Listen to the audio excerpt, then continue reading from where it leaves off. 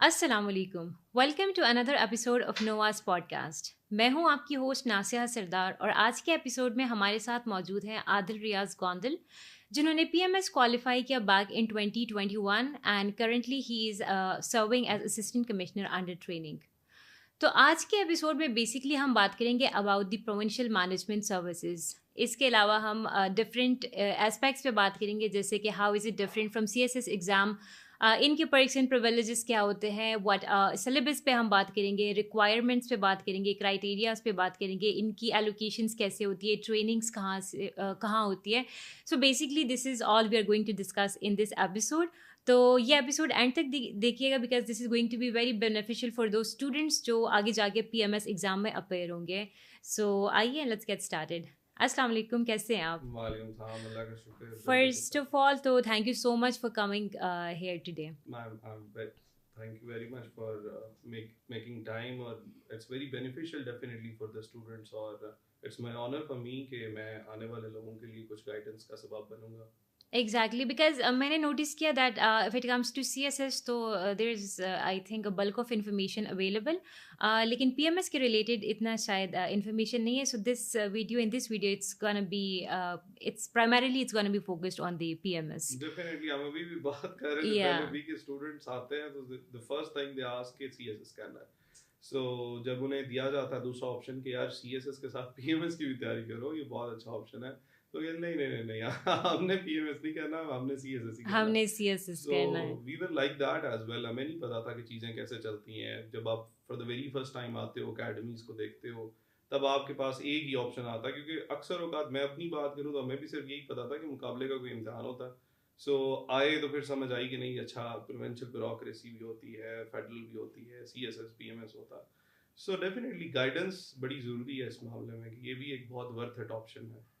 तो बस आज के एपिसोड में तमाम ऑडियंस को they would finally come to know कि पीएमएस की भी पर्क्स एंड प्रिविलेजेस भी है और बहुत से फ़ायदे इधर भी हैं आने के। तो definitely we are definitely. Gonna tell them. So basically मैं स्टार्ट करना चाहूँगी फ्रॉम योर इंट्रोडक्शन। थोड़ा सा आपको पर्सनल लेवल पे जानने की कोशिश करेंगे। Where do you belong to basically, और एजुकेशन आपने कहाँ से की? मेरा I belong to Mandi Bahauddin, और मेरा बैचलर्स इन लॉ था फ्रॉम कायद आज़म यूनिवर्सिटी, और then I did private MA in political science from Punjab university, और this was my first attempt, और जस्ट गॉट एलोकेटेड।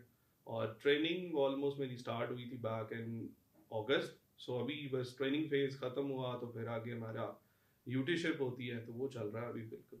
ऑलराइट। सो ग्रेजुएशन के बाद और एग्ज़ाम में अटेम्प्ट देने से पहले आपने बीच में कोई जॉब वगैरह की या नहीं? Basically I was practising lawyer, so right. पहले तो नहीं मैंने की, बट वंस जब मेरा रिटन का एग्ज़ाम हो गया था, रिटन के एग्ज़ाम में और रिजल्ट आने में 3 या 4 माह का वो गैप था। At that time I went back, because मेरे फादर लॉयर हैं, तो फिर उनके साथ प्रैक्टिस की थी 4 माह। देन रिजल्ट आ गया तो फिर इंटरव्यू की तैयारी और हर चीज़ में, उसके बाद फिर I left that. Right right. तो जैसे कि आपने प्रोविंशियल मैनेजमेंट सर्विसेज का एग्ज़ाम क्लियर किया है, तो सबसे पहले आपसे यही पूछूंगी कि ये जो पीएमएस एग्ज़ाम जिसको हम कहते हैं, ये है क्या, and how does it like how can we differentiate between PMS and CSS? Differences क्या है इन दोनों एग्ज़ाम्स में? बेसिकली PMS जो है ये प्रोविंशियल मैनेजमेंट सर्विसेज को कहते हैं, और ये आपकी तमाम जितने भी प्रोविंसेस हैं, अब इनकी जो एक प्रोविंशियल ब्यूरोक्रेसी है वो इसका नाम है। आप पहले शुरू में ये होता था कि आपके पास सिर्फ एक ही ग्रुप होता था PMS के अंदर, जैसे जो डायरेक्टली आप जैसे assistant commissioner as a PMS officer serve कर रहे होते हैं। बट ग्रेजुअली विद टाइम अब थोड़ा सा इंक्लूड करना शुरू कर दिया। सिंध ने काफ़ी ग्रुप्स इंक्लूड किए। फॉर एग्जांपल सिंध ने तो पुलिस भी ऐड कर दिया, तो DSPs वहाँ पर जा रहे हैं 17 ग्रेड में। But when it comes to the Punjab, तो अभी पंजाब के अंदर स्पेसिफिकली बात करें तो हमारे पास ETOs आते हैं, एक्साइज एंड टैक्सेशन ऑफिसर्स आते हैं, AD आते हैं हमारे पास लोकल ऑडिट ग्रुप के, और इन द सिमिलर वे अब कह रहे हैं कि मजीद इसमें ग्रुप्स ऐड कर रहे हैं। बट जनरली स्पीकिंग PMS में आपके पास प्रोविंशियल मैनेजमेंट सर्विसेज ही आती है, और जिसके के तमाम पोर्टफोलियोज, जॉब पोर्टफोलियोज अगर देखें तो वो अलाइन करते हैं आपके पाकिस्तान एडमिनिस्ट्रेटिव सर्विसेज के साथ। सो अगर किसी ने आइडिया लेना है कि what PMS officers do, so वो it's almost same as Pakistan administrative services with few differences. Right. तो अगर हम एजुकेशनल क्वालिफिकेशन की बात करें, सिलेक्शन प्रोसेस की बात करें, सिलेबस की बात करें, एज लिमिट यानी कि जो रिक्वायरमेंट्स हैं, अगर हम इन चीज़ों को कंसिडर करें तो फिर इन दोनों सर्विसेज में what are the common things? Common things ये हैं कि एलिजिबिलिटी क्राइटेरिया सेम है। आप सेम 14 ईयर्स ऑफ एजुकेशन आपको चाहिए, एवरीथिंग इज सेम। बस ये है कि कंपलसरीज में थोड़ा सा फ़र्क है और कुछ ऑप्शनल्स चेंज है, कुछ क्राइटेरिया थोड़ा सा चेंज है। For example in CSS we have general science and ability, we have current affairs, and in replacement of these in PMS Punjab specifically वहाँ पर उर्दू का सब्जेक्ट आ जाता है, वहाँ पर GK का सब्जेक्ट आ जाता है, दैट इज MCQs बेस्ड जिसमें नेगेटिव मार्किंग होती है। और बाकी थोड़े से ऑप्शनल्स की बात करें तो ऑप्शनल की डाइवर्सिटी CSS में ज़्यादा है, PMS में कम है। सो इट डिपेंड्स कि आप कौन से प्रोविंस हैं। जो ऑप्शनल्स पंजाब के हैं वो डिफरेंट हैं, थोड़े से ऑप्शनल्स जो आपके सिंध के हैं, बलोचिस्तान के हैं, KPK के हैं, उनका डिफरेंस है।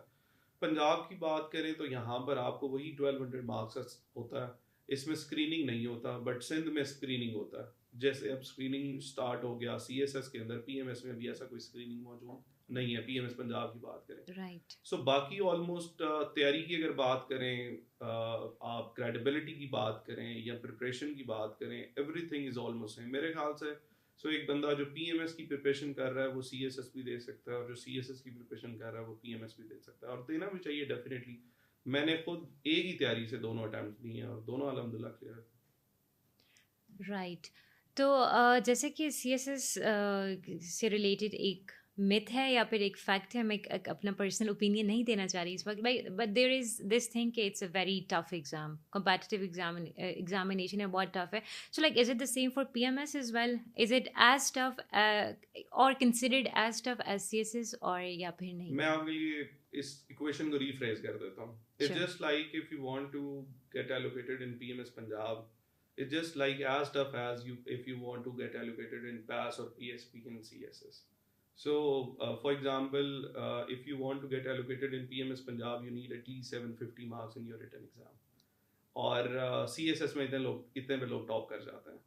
सो बट थोड़ा सा लिवरेज मिलता है कि 20-30 नंबर्स का आप कह सकते हो कि शायद इधर मार्क्स ज़्यादा आ जाते हो, बट सेम वही है कि उधर भी आपको 700 मार्क्स चाहिए, being the domicile of Punjab to get allocated in PAS और PSP. So वही सेम क्राइटेरिया आप अगर रखेंगे, अगर मैं उधर एम कर रहा हूँ PAS PSP के लिए, तो इधर मैं एम कर रहा हूँ PMS पंजाब के लिए, बिकॉज आई स्टिल रिमेंबर कि इन माई अटेम्प्ट मेरी 24th थी पंजाब के अंदर, I had 770 marks in my written exam. So still remember अभी PMS 13 आया, so the topper had I think 834 marks. So वो वहाँ पर थोड़ा सा कंपटीशन टफ हो जाता है पंजाब के केस के अंदर, बट जैसे जैसे आपके डिफरेंट प्रोविंसेस हैं तो वहाँ पर चीज़ें डाइल्यूट होती जाती हैं। तो it's matter a lot while in the competitive exams के आपका डोमिसाइल किस चीज़ का है, कौन से प्रोविंस का है। सो जितना मुश्किल मेरे ख्याल से CSS है, एज सिमिलर PMS के अंदर भी सेम सिनेरियो। आप ये नहीं, मतलब ये मिथ ज़रूर हो सकती है कि PMS तो आसान है, CSS मुश्किल है। So वो तब तक आसान है जब तक आप खुद नहीं देते। So once you get into that thing, so then you realize कि यार दोनों एक ही लेवल ऑफ कॉम्पिटेंस के ऊपर बैठे हुए हैं। या एक्चुअली पूछने का जो मकसद था वो ये था कि मैंने खुद भी सुना है कि जो CSS जिन्होंने दे दिया they can appear in the PMS, लेकिन मैंने ये कभी नहीं सुना कि जो PMS जिन्होंने दिया वो CSS भी दे सकते हैं। तो लाजमी दे सकते हैं। मैं आपको एग्जांपल देता हूँ। अब मैं I belong to PMS 12 Provincial Management Services Punjab. मेरे 6 batch fellows they are alongside me, they cleared CSS 2023. 2 of our seniors cleared it. एक हमारे ऊपर वाले बैच में they cleared it. अराउंड मैं अभी अंदाज़ा लगा रहा था कि PMS KPK, PMS सिंध और PMS पंजाब के इन CSS 2023 we are 20 PMS officers जिन्होंने रिटर्न क्लियर किया हुआ है। So I don't think so कि इस तरह का कोई डिफरेंस है कि जो CSS दे सकते हैं वो PMS के लिए अप्लाई तो कर सकते हैं, लेकिन PMS वालों का उतना कैलिबर नहीं है कि वो CSS नहीं दे सकते। मेरे ख्याल से जब आप तैयारी के फेज में आते हो, चीज़ों के फेज में आते हो, तो सेम आपका क्राइटेरिया होता है और सेम ही चीज़ें होती हैं, और फिर जब सर्विस में जाते हो तो फिर तो ऐसा कोई डिफरेंस रहता ही नहीं है। या और जैसे आपने कहा कि PMS में ऑप्शनल सब्जेक्ट्स की वैरायटी कम है as compared to the CSS exam, और मार्क्स आपके एक जैसे रहते हैं। सो मुझे तो लगता है कि शायद PMS थोड़ा सा डिफिकल्ट हो सकता है फ्रॉम द CSS। मेरे ख्याल से PMS की allocation is not that much easy. The reason why हमारे out of 37,000 people 538 students were जो कि रिटर्न क्लियर किया था जिन्होंने, बट हमारे पास सीट्स थी 39, सो वो रेशो बहुत बढ़ जाती है। सेकेंडली फिर थोड़ा सा ऑप्शन ये भी इशू आता है कि आपको थोड़ा सा देख के रखना पड़ता है। जब मैंने ऑप्शंस अपने सेलेक्ट किए तो मैंने थोड़ा सा देख के रखे थे कि यार एटलीस्ट कल को अगर पीएमएस देना पड़े, I was also the one जो कहता था कि पीएमएस नहीं देना, सो अगर पीएमएस देना पड़े तो मैं सब्जेक्ट चेंज ना करूं। For example in PMS Punjab international relations नहीं है, बट मैंने that is the reason why I chose political science, because वहां पर पॉलिटिकल साइंस था। सो ये कुछ थोड़ी सी चंद चीजें आपको देखनी है। अगर आप पीएमएस केपीके देना चाह रहे हैं तो वहां पर तो आईआर है, सो आपको फिर वो वहां पर इशू नहीं आता। सो थोड़ा सा चॉइस ठीक कर ले तो मेरा नहीं ख्याल फिर डिफिकल्टी रहती है उस सेंस में कि अगर आप अच्छे तरीके से जा रहे हैं। और क्रेडिबिलिटी मैंने लोगों की देखी है कि जो क्रेडिबल बंदे हैं, जिन्होंने पास किया है, जो अच्छा तरीके से जिन्होंने तैयारी की है, उनका सीएसएस भी क्लियर है, पीएमएस भी क्लियर है। हंड्रेड्स ऑफ एग्जांपल्स हैं ये। राइट। तो जहाँ तक कि अगर हम सब्जेक्ट्स की बात करें तो ऑप्शनल सब्जेक्ट्स का तो मुझे आपकी बातों से आइडिया हो गया कि like it's different for the different PMS, जो मतलब डिफरेंट प्रोविंसेस के जब ये एग्ज़ाम्स होते हैं तो ऑप्शनल सब्जेक्ट्स में वेरिएशंस हैं। सो ये वेरिएशन कंपलसरी सब्जेक्ट्स में भी है या कंपलसरी सब्जेक्ट सारे प्रोविंसेस के लिए एक जैसे हैं? नहीं, उधर भी चेंज है, उधर भी इवन मार्क्स का भी चेंज है कि हमारे अब पीएमएस पंजाब की अगर बात करें तो वहाँ पर सीएसएस से डिफरेंट दो सब्जेक्ट्स हैं, one is Urdu and second one is basically GK. इधर पाकिस्तान अफेयर्स है, देयर कॉमन सब्जेक्ट जिसको पाकिस्तान स्टडी कहते हैं। सो वहाँ से थोड़ा सा बच्चों के लिए मैं हमेशा कहता हूँ कि डिफरेंस क्रिएट किया करें, what is Pakistan study and what is Pakistan affairs. So बाकी इस्लामिक स्टडीज, इंग्लिश ऐसे, the monster, the precis, everyone, ये जो ऐसे सब्जेक्ट्स हैं ये हर जगह मौजूद हैं। और बाकी जो आपके कुछ वेरिएशंस अब सिंध के अंदर उर्दू के साथ जो है वो सिंधी का ऑप्शन है। In the similar way KP के PMS is more like CSS. Balochistan में जीबी के चले जाएं, एजेके में चले जाएं तो वहाँ पर कुछ सब्जेक्ट 150 नंबर के भी पेपर्स हैं, उनके कम्युलेटिव ऐसे के इंग्लिश के पेपर्स होते हैं। सो वो वेरिएशंस हैं थोड़ी बहुत, बट सब्जेक्ट और जो उसके अंदर जो सिलेबस है दैट रिमेन सेम। वो थोड़ा सा आपको अपना दिमाग एडजस्ट करना पड़ता है, बाकी चीज़ें आपकी चलती रहती हैं। Right.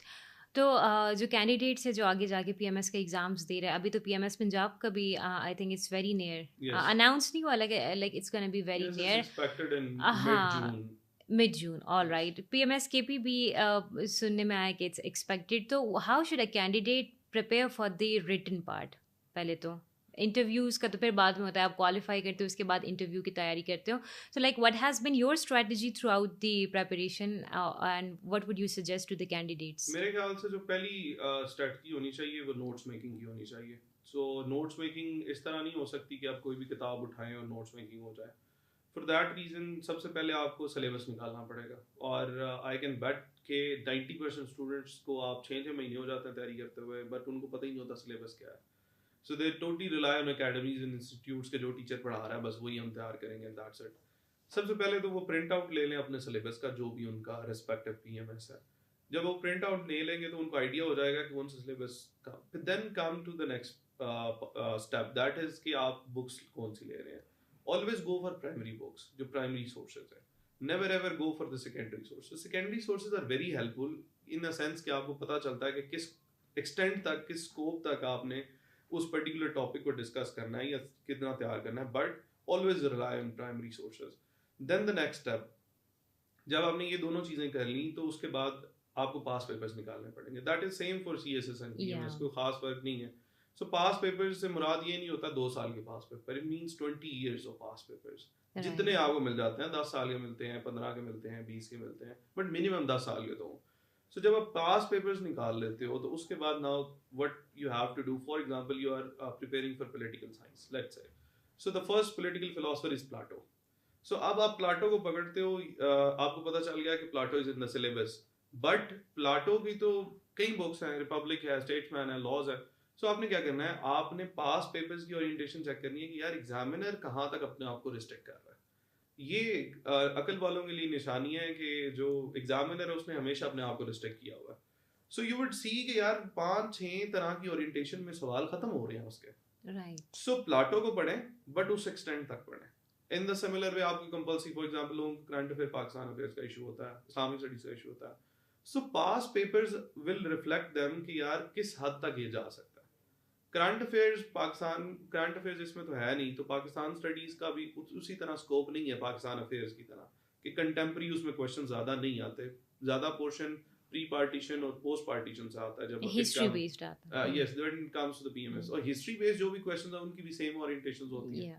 So past papers are very important in competitive exams. जब आपने वो कर लिया, देन स्टार्ट मेकिंग नोट्स. आप एक वो एनालिसिस बिल्ड कर लें कि यार इस पोर्शन में से इस डोमेन में ये सवाल आया. Then comes to the notes portion. हम सबसे बड़ी गलती नोट्स में ये करते हैं कि हम डिस्क्रिप्टिव नोट्स बनाते हैं. तो पता चले कि एक one of the students came to me और उसने मुझे कहा कि सर मैंने ना ईरान सऊदीया डील पे एक नोट्स बनाया. मैंने कहा अच्छा लो चेक करवाओ, ये चेक कर लें. बिलीव मी, उस बंदे ने 150 सफ़ों में नोट्स बनाए हुए थे. मैंने कहा यार तुमने कल को अपने जहन में ये सोचो कि यार जब आपने नोट्स इस तरह बनाओ कि कल को दिन में 2 पेपर्स होने हैं, and you would have around 3 hours on average to revise a particular paper. So ऐसे नोट्स बनाओ जो 3 घंटे में रिवाइज हो सके. So I would definitely recommend कि आप शॉर्ट नोट्स की तरफ जाओ, लॉन्ग लेंथी नोट्स की तरफ ना जाएं. 1 पेजर नोट्स जिनको आप कहते हैं. फॉर एग्जांपल एक फिलोसफर है तो उसको 1 पेज के नोट्स, एक टॉपिक है तो उसके 1 पेज के नोट्स, पॉइंटर्स बनाओ, रेफरेंसेस ऐड करो. Once you are done with that, उसके बाद जो नेक्स्ट स्टेप आता है वो आता है आपका प्रिपरेशन फेज. ऑलवेज रिमेंबर कि कॉम्पिटिटिव एग्जाम में जो बंदा एवेल्युएशन और रिटन प्रैक्टिस के बिना जा रहा है, अगर वो पास हो रहा है तो उसका छक्का लग रहा है, वरना नहीं पास हो सकते आप. So always go for some mock series. No matter what academy you join, हजारों किस्म के ऑप्शंस आपके पास अवेलेबल होते हैं. सो आप मॉक सीरीज की तरफ जाओ, या कोई ऐसा बंदा पकड़ो जो आपकी एवेल्युएशन करे.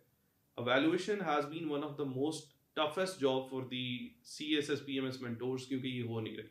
सो वो जब हो जाएगी आपकी, तो आप इस सारे फेज से गुजरेंगे, तो the day you will sit in your exam, आपके अंदर से आवाज आएगी कि इससे ज्यादा मैं मेहनत नहीं कर सकता था, बाकी अल्लाह पे छोड़ दो. The same strategy has been of mine कि मैंने अगर मैं अपनी बात करूं तो मैंने ऑलमोस्ट 180 मॉक्स अटेम्प्ट किए थे, और उसमें से कुछ नोआ के मैंने चोरी भी अटेम्प्ट किए थे. तो वो कोई और नाम लिख के भी मैं यहाँ पे अटेम्प्ट कर जाता था. कोई एकेडमी में जो मिलती थी मैं उसके पेपर अटेम्प्ट कर जाता था. सो ये डेफिनेटली इंकरेजमेंट नहीं है कि आप छुप के आके दें, बट फीस दे के भी आप जो है वो दे सकते हैं. सो बट मॉक्स दें, एवेलुएट कराएं, और इंशाल्लाह बाकी अल्लाह पे छोड़ दें. ये आपकी जो एफर्ट है, मेरा ये मानना है कि दैट इज 90%. बाकी 10% जो है वो अल्लाह की डेफिनेटली रजा है. सो अगर आपकी किस्मत में हुआ, if you would be among the chosen ones, तो अल्लाह इस तरह आपको उन सारे लोगों में से निकाल के रख देगा कि आप परेशान हो जाओगे कि यार मेरे why me. So that should be the strategy for the preparation. Right. तो उसको अपने ऑडियंस के लिए अगर हम समराइज करें, so basically past paper is the best guide. तो सबसे पहले आप सिलेबस उठाएं, सिलेबस देके उसके बाद गो फॉर द सोर्सेज. जैसे आपने कहा प्राइमरी सोर्सेज को ज़्यादा कंसल्ट करें, सेकेंडरी सोर्सेज को आप सेकेंडरी ही रखें.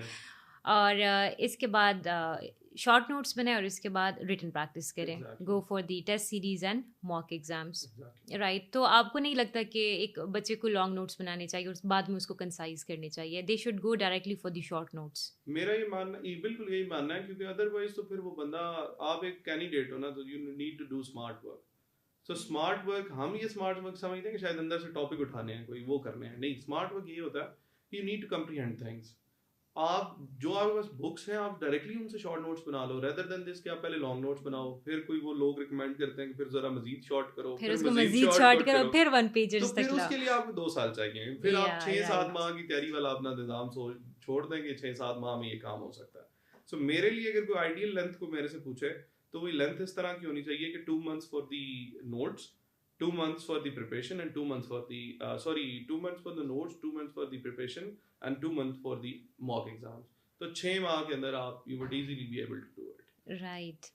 तो मुझे तो लगता है कि हमें नोट्स मेकिंग पे भी एक वीडियो बना लेनी चाहिए, बिकॉज यहाँ पे स्टूडेंट्स का थोड़ा सा एक मसला जहाँ तक मैंने नोटिस किया है वो ये है कि वो शायद एक जगह से देख के दूसरी जगह लिखने को वो नोट्स कहते हैं. नहीं, लिखने की एक प्रोसेस को वो नोट्स मेकिंग कहते हैं, which of course is not the notes making. Notes making के तो अपने तरीके, अपनी स्ट्रेटजीज है. So I think we should make another video on that as well. I will show my notes as well, but मैं दूंगा नहीं किसी को.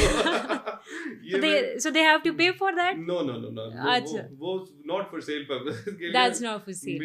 Only for guide. मेरे बहुत अच्छे दोस्त हैं, वो मेरे से नाराज हैं और सिर्फ इस वजह से कि मैं नोट्स नहीं देता। तो आपने अपनी नोट्स का क्या करना है? तो वो मैंने इंशाल्लाह किसी दिन जो है ना या म्यूजियम में रखवा देना या उसको खत्म कर देना। चले, बट आप दिखाइएगा for the guidance purpose sure, at least. sure, तो इंशाल्लाह हम इस पे एक वीडियो बनाएंगे। अभी आऊँगी इंग्लिश पे, सिंस आपने भी मेंशन किया द बीस्ट द मॉन्स्टर, जिससे स्टूडेंट्स बहुत डरते हैं।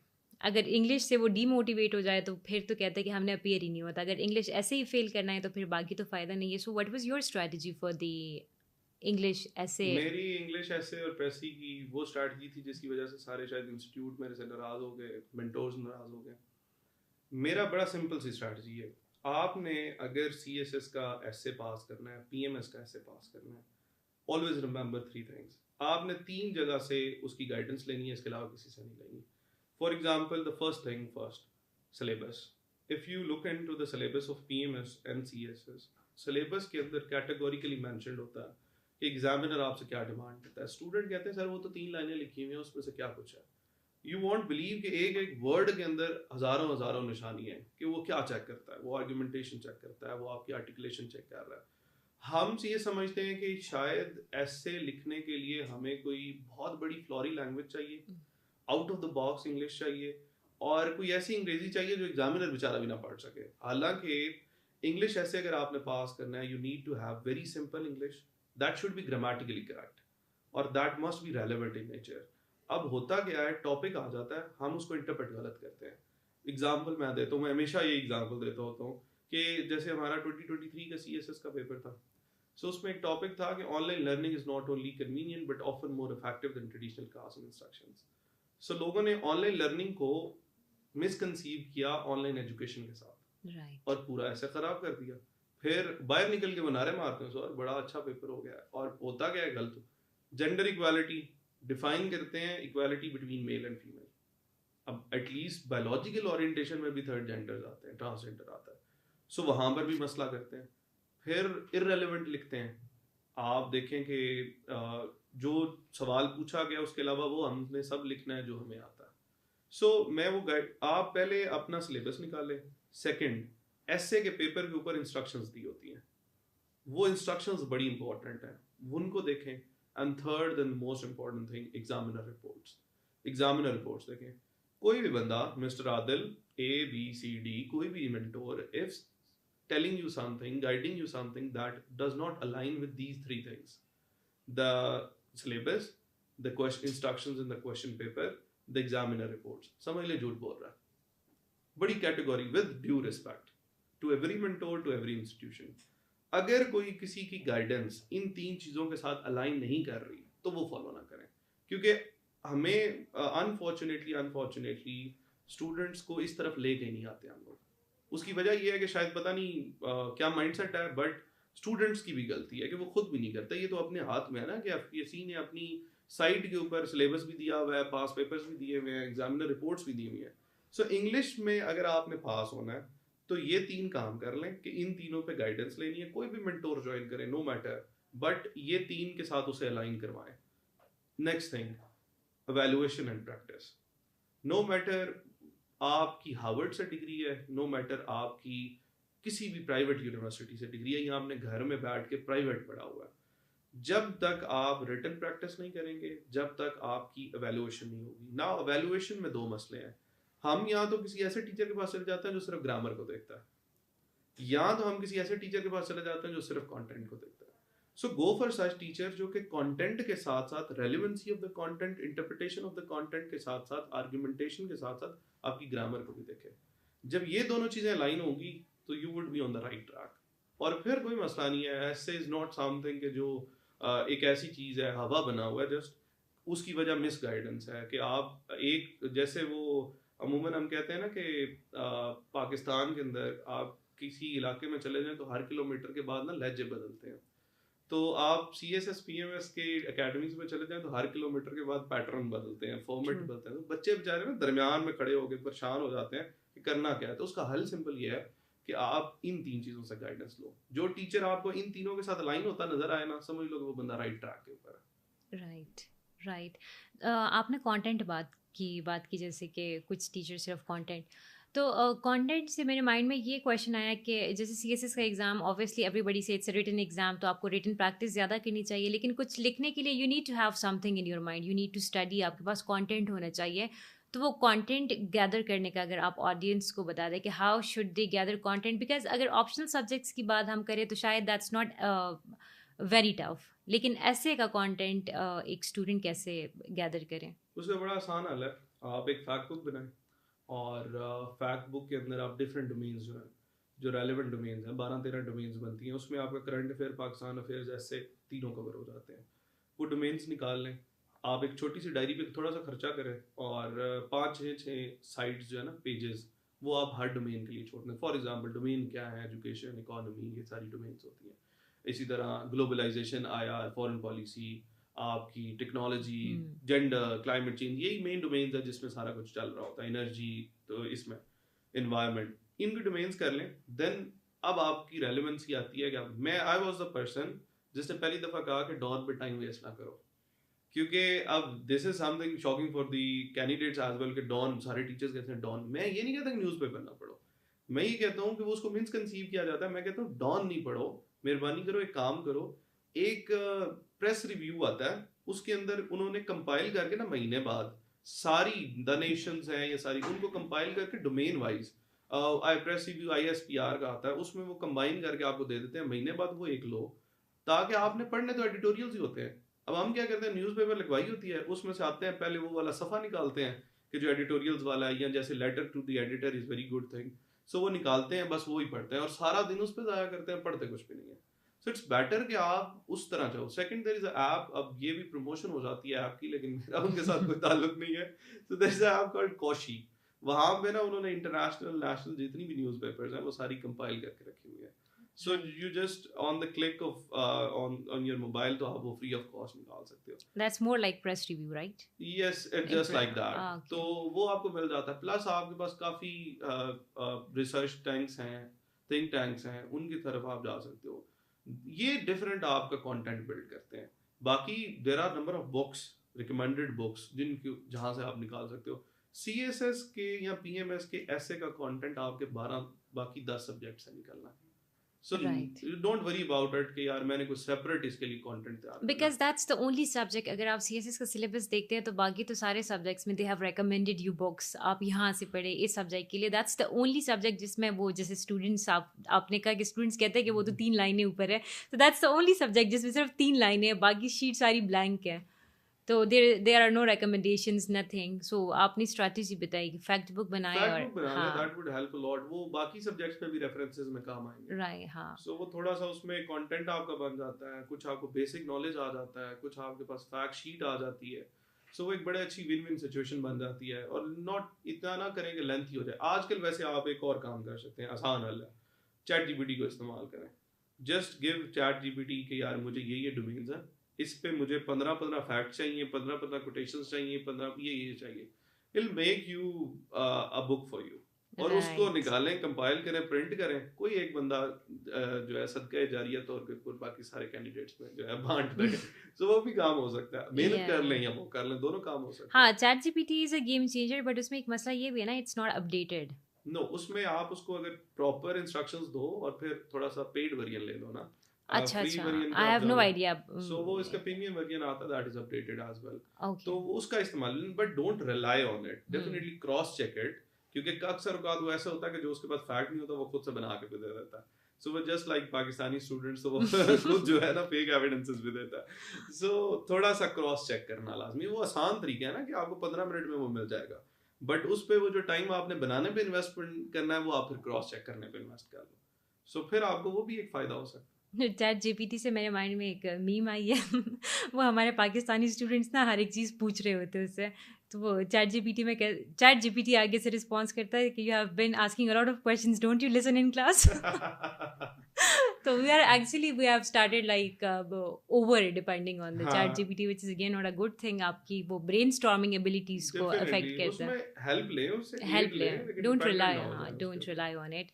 So coming towards the interview phase, interview की तैयारी कैसे करनी चाहिए स्टूडेंट्स को? what tips and tricks you would give to the students? Is it like again like CSS interview? It's different. Almost phase same होते हैं बट थोड़ी सी strategy different करनी पड़ती है बिकॉज इन CSS आपके पास थोड़ा सा लिवरेज ज़्यादा होता है to get allocated but in PMS you have very less leverage to get allocated मतलब अगर यहाँ पर आपके CSS का अगर रिटर्न क्लियर है तो you have 70 to 80% chances to get allocated but in PMS you have around 10 to 20% chances to get allocated so ये थोड़ा सा डिफरेंस आता है बट PMS का जो फेज है इंटरव्यू का जैसे अब CSS इवॉल्व करता है हर साल इसी तरह PMS को इवॉल्व करता है बट इसको जनरली डिवाइड किया गया है 3 फेजेस के अंदर पहले जो फेज है basically that is written psychological test जो PMS के अंदर पहले कुछ रिटन साइकोलॉजिकल टेस्ट होते हैं लाइक CSS वो तो CSS में भी होते हैं सिमिलरली उसमें थोड़ा सा डिफरेंस इस तरह आता है कि कभी कभार जैसे इधर कमांड टास्क अब खत्म हो गया CSS में पहले ये होता था उधर भी कमांड टास्क पहले से था ही नहीं so it has changed itself into the group discussion जो पहले उधर भी होती है राइट सो इधर कमेटीज 5-7 लोगों की होती हैं PMS में कमेटीज थोड़ी 12-13 लोगों की होती हैं सो थोड़ा सा ग्रुप का चेंज आता है so after the written psychological तो आपको अगला जो फेज आता है that is your spoken psychological उसमें ये होता है कि आपकी ग्रुप डिस्कशंस होती हैं आपकी एक्सटेम्पोर स्पीचेस होती हैं एंड फिर देन पैनल ऑफ साइकोलॉजिस्ट जो है वो आपको इंटरव्यू करते हैं then comes the next phase that is your viva that is your final interview so ये is it just similar to the CSS but still वहाँ पर थोड़ा सा difference आता है depends upon the panel like PMS Punjab for the last 2 years वहाँ पर उसके जो psychological assessment है उस पर बड़ा वो लोग focus कर रहे हैं like CSS इस साल वो कह रहे हैं कि दोबारा से psychological की तरफ shift कर रहे हैं so वो ये जो था ना इम्बेद के दी psychological assessment does not matter at all so वो काम खत्म हो गया हुआ सो अब वो एक फेज पे सिंस जैसे आपको पता है कि ब्यूरोक्रेसी के अंदर डिप्रेशन एंजाइटी बहुत ज़्यादा बढ़ चुका हुआ है लोग थोड़ा सा इस तरफ चल पड़े सो अब ये चीज़ पे फोकस उनका बहुत ज़्यादा बढ़ गया but still it depends upon the panel कि अगले साल पैनल किस तरह का आता है मे बी वो उस पर इतना ज़्यादा फोकस ना कर रहा हो बट जनरली स्पीकिंग उसका यही फेज रहता है तो साइकोलॉजिकल जब असेसमेंट होती है तो उसमें भी लाइक कैंडिडेट डिस्क्वालीफाई हो सकता है या फिर इनके कोई फाइनल स्कोर्स बनते हैं जो इकट्ठा आता है बट उसमें ये होता है कि अमूमन फिर जो अंदर से खबरें आती हैं वो ये आती हैं कि फॉर एग्जांपल हमारे बैच में 538 रिटन जो क्वालिफायर्स थे आउट ऑफ दैट 290 समथिंग और 270 जो कैंडिडेट्स थे they got failed in interview phase right in PMS Punjab so when asked तो बताया गया कि it was because of their negative psychological assessment so impact पड़ता है उसका काफ़ी सारा impact पड़ता है same goes for this year as well तो मेरे ख्याल से वो लेकिन बताते नहीं है कि आप साइकोलॉजिकल में फेल हुए हो या बस जस्ट ये आता है कि इंटरव्यू में या स्कोर कम आता है तो आपको पता चल जाता है कि मेरा रगड़ा लगा हुआ है या फिर आप वैसे ही फेल कर दिए जाते हो सो जनरली स्पीकिंग वो अलग से कोई नहीं है कि एक फेज है कि जी साइकोलॉजिकल पास करना है तो फाइनल इंटरव्यू में जाना नहीं वो जस्ट लाइक CSS आपने सारे इकट्ठे करने होता है फाइनल एलोकेशन लिस्ट लगती है उसके right so after the final allocation जैसे कि CSS के साथ मैं बार बार इसीलिए कंपेयर कर रही हूँ ताकि जो हमारे ऑडियंस है उनको ये डिफरेंस क्लियर हो जाए सो जैसे CSS में जब आपकी फाइनल एलोकेशन होती है उसके बाद they go to Lahore for the common training और इसके बाद specialized training so final allocation में PMS के बाद what's the whole scenario I will be restricting to the PMS Punjab specifically क्योंकि मैंने खुद वो ट्रेन किया सो जब PMS ऑफिसर्स एलोकेट हो जाते हैं तो उसके बाद उनकी अपनी प्रोविंशियल जो ट्रेनिंग इंस्टीट्यूट्स हैं वो आते हैं हर एक प्रोविंस का अपना ट्रेनिंग इंस्टीट्यूट है if you talk about Punjab तो हमारे पास वहाँ पर MPDD है that is management professional development department it's basically a department और PIMPD डिपार्टमेंट है जिसके अंदर MPDD काम करता है सो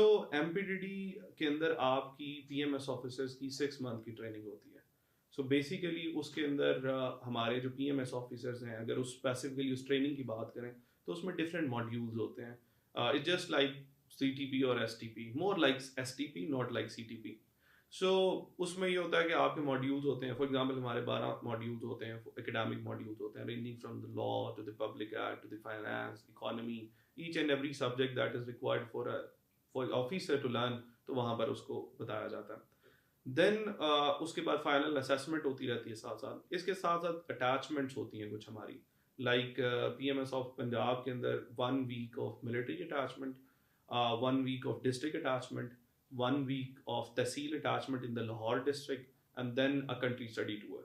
So these are some और इसके साथ साथ sports week and everything वो आपके जो भी extra curriculars और वो सारे होते हैं. सो आफ्टर द 6 months एंड्स, उसके बाद जी आपकी आफ्टर द पासिंग आउट, तो हम फिर उसके बाद हमारी अलग से कोई STP नहीं होती, यही हमारी STP कंसीडर होती है। इसके बाद हम डायरेक्टली फील्ड में आ जाते हैं। So we are UTs for the 6 months, for the next 6 months। So in that scenario पहले ये होता था कि आप 3 माह ACUT आते थे पहले, then you go back to the secretariat, तो आपको किसी एक डिपार्टमेंट में अटैच कर दिया जाता था लेटर ऑन, आप फिर उधर ही सेक्शन ऑफिसर हो जाते थे। बट दिस ईयर चूंकि पास के अंदर थोड़ा सा चेंज आया, उनकी उनकी भी सेक्रेटरीट अटैचमेंट ली गई, तो हमारी सेक्रेटरीट अटैचमेंट पहले कर दी गई। 3 माह अब हम सेक्रेटरीट अटैचमेंट पे होते हैं, उसके अंदर आपको डिफरेंट डिपार्टमेंट्स ऑफ पंजाब में रोटेट किया जाता है ऑन वीकली बेसिस।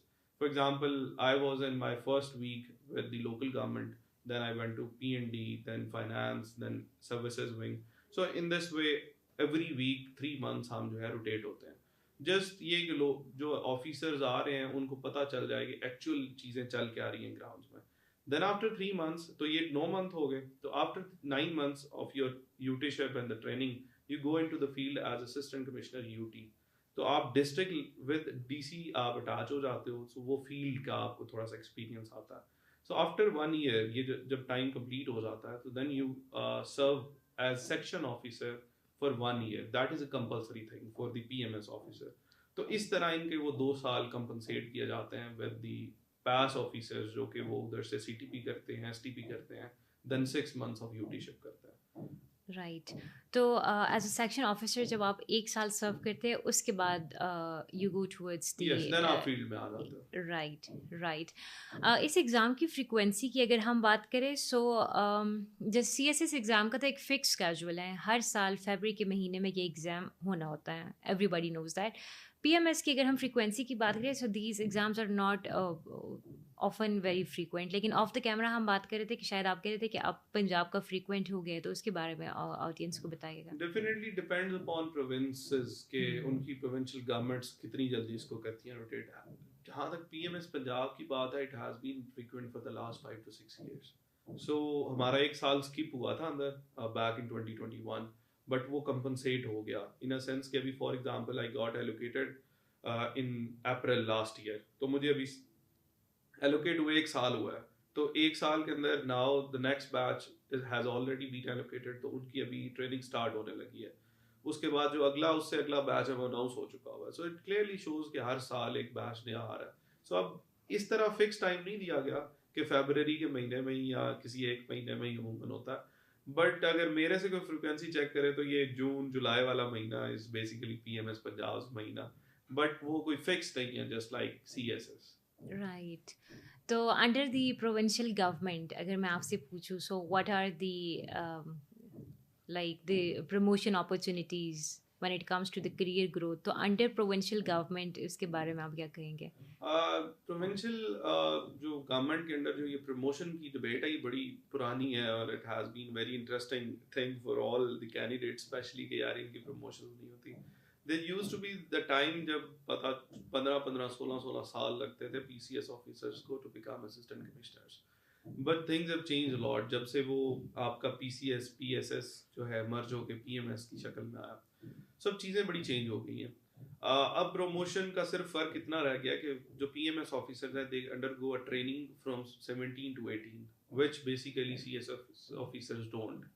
सो उनकी अल्टीमेटली जो टाइम पीरियड होता है, अगर आप टाइम प्रमोशन का टाइम है जो स्टैट्यूट में लिखा है that is same for the PAS and PMS officers, but फर्क ये आ गया कि जब हमारी ट्रेनिंग होती है PMS ऑफिसर की फ्रॉम 17 to 18, सो चूंकि कैपेसिटी इतनी नहीं होती ट्रेनिंग इंस्टीट्यूट्स की, तो we have to wait for around 2 to 3 years extra. So for that reason हमारा थोड़ा सा प्रमोशन लेट होता है। बट अगर ये समझे कि वो 5 years और 6 years ऑफ सर्विस के अंदर 18वें में जा रहे हैं, so it takes around 7, 8 or 9 years for a PMS officer to get into 18। so with time ये एफिकेट हो रहा है, बिकॉज अब आगे जाके इन्होंने सर्विसेज विंग ने भी ये डिसाइड किया कि अब हम बैच की जो लेंथ है वो सेम कर देंगे, सो दैट के अगले प्रमोट होते जाए तो पीछे से स्पेस बनती जाए। सो अभी के लिए ये सिनेरियोज हैं, things will definitely get change further. और एक डिफरेंस जैसे मैं आपको पहले भी बता रहा था, still for the time being there is no 22nd grade even in the law for the PMS officers, so that is another difference with regards to that। Right. सो अभी तो मुझे ख़ुद पीएमएस के बारे में काफ़ी ज़्यादा आइडिया है, थैंक यू सो मच। मैं आपसे एक रिक्वेस्ट करूँगी कि जो जितने भी हमारे ऑडियंस है, स्पेशली जो कैंडिडेट्स है, they are very interested in such videos because यही से उनको सारी गाइडेंस मिलती है। सो बल्कि चले उससे पहले मैं आपके माइंड में एक ऑल ऑफ सडन एक और क्वेश्चन आया है, जब आपने अपनी तैयारी की लाइक दैट आपने खुद से किया, you joined any academy for that? मैंने मेरा जो जर्नी है वो बड़ी डिफरेंट है। मैंने इन माय 6th सेमेस्टर, जब मैं छठे सेमेस्टर में था, did law from Quaid Azam. So summer break में मैंने एकेडमी ज्वाइन की to just have an idea कि भाई चल क्या रहा है। सो तब मैंने इसी एकेडमी को ज्वाइन किया था, और उस वक्त आई स्टिल रिमेंबर कि मुझे नहीं पता था कि चीज़ें चलती कैसे हैं। So what I did, I took classes of almost all the optionals. Right. So मैंने 24 to 26 ऑप्शंस की क्लासेस ली थी। सो हालांकि वो अलाउड नहीं होता, लेकिन मैं कोऑर्डिनेटर्स को थोड़ा सा दा लगा के निकल जाता होता था। So then after my degree I decided, वो जो टाइम था 2 साल का, आई डिसाइडेड ये कौन से ऑप्शंस लेने हैं। सो देन उसके बाद I joined number of academies, to be very honest. मैंने कोई अकेडमी नहीं छोड़ी, कोई टीचर नहीं छोड़ा, लेकिन सबको मैंने सिर्फ इवैल्यूएशन सिखाई है। मतलब मैंने आप name any academy in this specifically in Islamabad, मैंने वो सारी एकेडमीज के पास गया हूँ। नेम एनी टीचर जो इस्लामाबाद में है उनके पास गया हूँ, और इसके अलावा कुछ चंद बड़े टीचर्स हैं लाहौर के जिनके पास मैं, फॉर एग्जांपल रजी आब्दी साहब जो है, इज़ वेरी सीनियर टीचर और वेरी रिस्पेक्टेबल। और एक बंदे की रिक्वेस्ट के ऊपर उन्होंने भी मेरे पे बड़ा एहसान किया था। 2-3 मेरे एसेस जो हैं उन्होंने, आई एम वेरी थैंकफुल, उन्होंने चेक किए थे। That was very great guidance from him. So मैंने, to be very honest, I am not one institute guy. मुझे जिस एकेडमी से जो मिला, जिस मेंटोर से जो मिला, मैंने ले लिया। सो वो जो मेरी जर्नी थी, वो मैंने 6 माह सेल्फ स्टडी की और वैल्यूएशन की करवाई, तो then I appeared in the exam. तो ये आपका जितना भी एक्सपीरियंस है, जो आपका प्रेपरेशन फेज का एक्सपीरियंस है, उस एक्सपीरियंस को लाइक कंसिडर करते हुए आप एस्पिरेंट्स को क्या मशवरा देंगे? बिकॉज एस्पिरेंट्स बहुत कंफ्यूज होते हैं कि like either they should like go for the academy या फिर वो सेल्फ स्टडी करें। तो ये कन्फ्यूजन एस्पिरेंट्स के माइंड में रहती हैं। So based on your on experience आप उनको क्या मशवरा देना चाहेंगे? मेरे ख्याल से तो ये डिपेंड करता है student to student, candidate to candidate vary करता है। अगर फॉर एग्जांपल एक बंदा है, वो कहता है कि यार ये वैसे एक फैशन भी, अब academy has become a fashion, a lifestyle for the candidates as well. So वो कहता है कि जब तक दिमागी तसल्ली नहीं होती, जब मैं उधर बैठ के चीज़ों को देखो, उन्होंने भी कोई लुकमा आपके मुंह में नहीं डालना। they will definitely guide you और आपको बताएंगे कि करना क्या है। So if you have someone जो कि आपको गाइड कर सकता है, तो फिर तो आपको जरूरत नहीं है। बट मेन थिंग इज कि एकेडमी ज्वाइन करने का मकसद ये नहीं होना चाहिए कि मैंने पढ़ना है। एकेडमी ज्वाइन करने का मकसद ये होना चाहिए कि मैंने प्रैक्टिस और एवेल्युएशन करानी है। हमारा थोड़ा सा ना फोकस शिफ्ट हो गया कैंडिडेट्स का। हम एकेडमी से ये एक्सपेक्ट करते हैं कि हमें बस लेक्चर्स दें, हम बैग पकड़ें, घर चले जाएं। राइट। अकेडमी से आपको ये एक्सपेक्ट करना चाहिए कि यार ये आपका रिटर्न चेक करें, एवेलुएट कराएं, आपकी प्रैक्टिस करें। सो उस चीज़ के लिए आपको ज़रूर ज्वाइन करनी चाहिए। I definitely recommended. हाँ, कोई ऐसा बंदा जो कहता है कि मैं सेल्फ स्टडी पे, अपने अंदर कॉन्फिडेंस होता है ना, मुझे पता था कि यार मैं 6 महीने खुद लगाऊंगा, मैं टीचर्स से एवेलुएट कराऊंगा। Teachers has been very nice with me कि उन्होंने मुझे बड़ा टाइम दिया। मैंने टीचर्स को, ऐसे टीचर्स को पकड़ के टाइम लिया जो बेचारे कहते थे कि ये पता नहीं जान क्यों नहीं छोड़ रहा हमारी। So I am very thankful to all of them. तो वो अब इस तरह के टीचर पकड़े जो आपको वैल्यूएशन करते हैं, या मेरी तरह ढीठ हो जाए थोड़ा सा। सो आपको फायदा होगा डेफिनेटली। सो उस चीज़ के लिए आप जरूर ज्वाइन करें। राइट। चलिए, थैंक यू सो मच, इतना आपने डिटेल में पीएमएस के बारे में सारा कुछ बताया। In the end I would like to request you कि जितने कैंडिडेट्स अभी अपेयर हो रहे हैं, जैसे कि पीएमएस पंजाब का भी exam it's like around the corner, तो उनके लिए आप एक पीस ऑफ एडवाइस अगर देते हैं। बिल्कुल जी, पीस ऑफ एडवाइस बड़ी सिंपल सी है। ये तमाम चीज़ें हैं जो मैंने भी फॉलो की हैं, आप भी फॉलो करें। और अबव ऑल मैं जिस चीज़ पे बात करना चाह रहा हूँ वो that is fear of failure. मुझे मुझे याद है CSS 2024 होने वाला था, तब भी मुझे काफ़ी स्टूडेंट्स ने कॉल्स की। अभी PMS होने वाला, स्टूडेंट्स कॉल करते हैं, लोग रो रहे होते हैं कि यार सर हमें नहीं पता, हम फेल हो जाएंगे, ये हो जाएगा, वो हो जाएगा। सो मैं उनको सिंपल सी एक बात करता हूँ, उस पर वो मेरे आगे से हंसने लग पड़ते हैं, और बाद में शायद उन्हें बुरा भी लगता होगा, सर बेइज्जती करते हैं। सो मैं उन्हें ये कहता हूँ कि यार ज़्यादा से ज़्यादा क्या हो जाएगा, ज़्यादा से ज़्यादा फेल हो जाओगे तो अभी आप, तो अगर पास हो गए तो आप कुछ ना कुछ बन जाओगे, अफसर बन जाओगे, 17वें ग्रेड के कोई भी अफसर बन जाओगे। लेकिन अगर आप फेल हो जाए तो ज़्यादा से ज़्यादा आप बस जिधर खड़े हो उधर ही खड़े रहोगे ना। अभी आप कौन सा 28वें ग्रेड में या 21वें ग्रेड में कोई कमिश्नर लगे हुए हो। सो इट्स बेटर कि बस आप मेहनत करें, अपना फुल दें। द डे मैं जिस दिन पहले दिन पेपर में बैठा था, मेरे अंदर से आवाज़ आई थी कि बस इससे ज़्यादा आदिल तुम मेहनत नहीं कर सकते थे। सो आपके अंदर से अगर ये आवाज़ आ गई ना, तो अल्लाह विल डेफिनेटली ब्लेस यू। तो बाकी अल्लाह पे छोड़ दें, वो मालिक का काम जो है वो फल फूल लाना, लावे या ना लावे। सो सिंपल सी बात है, आप अल्लाह पे बिलीव करेंगे तो चीज़ें बेहतर होंगी। Thank you ji. Thank you so much Adil, this was really informative. मुझे खुद पर्सनली सारी चीज़ों की समझ आ गई है, और नेक्स्ट टाइम जब आप इस्लामाबाद आएंगे, so I am really looking forward to having an episode with you on notes making, because actually I have been part of this system for quite some time now. तो मुझे लगता है कि बहुत ज़रूरत है कि बच्चों को पता चले कि नोट्स मेकिंग आपने कैसे करनी है। वहाँ पे आप जैसे जिस स्पीड से स्टूडेंट्स अपना टाइम वेस्ट कर रहे हैं, तो personally I don't like that as well. So we will definitely have an episode on. इसमें मैं एक चीज़ और ऐड करना चाहूँगा, Sure, कि sure. हमारी मिस हो गई है, वो ये है कि हमने मोटिवेट ही नहीं किया कि बच्चों को पीएमएस करना क्यों चाहिए। सो उसकी थी 2 मोटिवेशंस है, मैं आपसे भी डिस्कस कर रहा था। The first motivation is posting in your own province, कि आपको प्रोविंस से बाहर जाके सर्व नहीं करना पड़ता। And second, specifically for PMS Punjab, so we get double pays as compared to CSB officers. So I am not mentioning definitely the digit, but we get like 200% of the pay they are getting. So ये 2 perks हैं PMS में आने के लिए, और definitely it's a very good group. बस जिसको denial में रहना है वो बेशक डिनाइल में रहे, but at the end of the day this is what matters. if money is coming, a lot of money is coming, we are happy. It's not that lot of money, but it's way better money than comparison. Relatively, obviously, yeah. Relatively, it's way better actually. So thank you so much for coming today. It was like really great talking to you. Thank you, thank you very much. For all those who are watching, thank you so much. If you like today's episode, do share it with your friends and don't forget to like it. See you in the next one. Allah Hafiz.